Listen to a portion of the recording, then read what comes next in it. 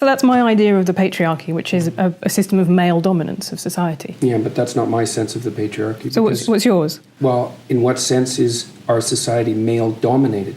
The fact that the vast majority of wealth is owned by men, the vast majority of capital is owned by men. Women do more unpaid labour. A very tiny proportion of men, and a huge proportion of people who are seriously disaffected are men.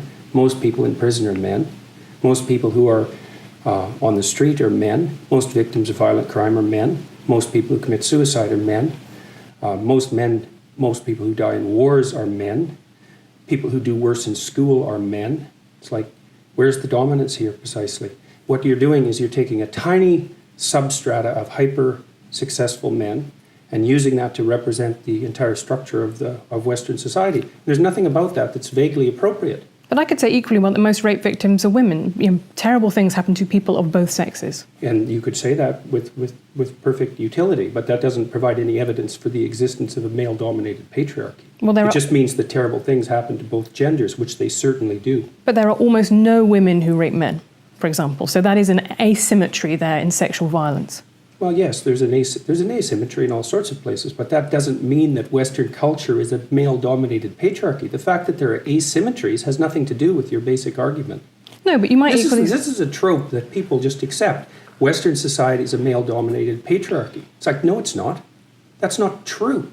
And even if it has a patriarchal structure to some degree, the fundamental basis of that structure is not power, it's competence.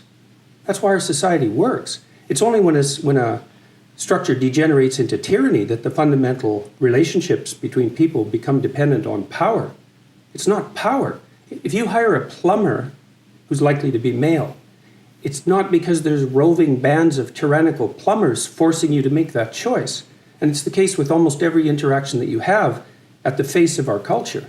You're dealing with people who are offering a service of one form or another, who are usually part of the broad middle class, and what you're looking for is the person who can offer the best service, and you can find it.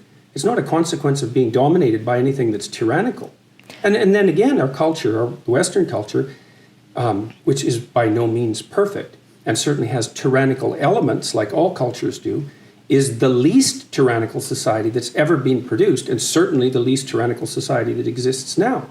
This whole patriarchy thing, I think you have no idea how pernicious and dangerous it is. Well, no, I don't. I really don't. Go on.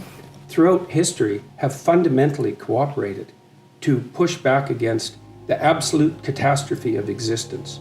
A terrible death rate, the probability of chronic starvation, early death, disease, the difficulty of raising children with all the death that was associated with that. And to look backwards in time and say, well, basically what happened was men took the upper hand and persecuted women in this tyrannical patriarchy is an absolutely dreadful misreading of history. It's a terrible thing to teach young women, and it's a horrible thing to inflict upon men.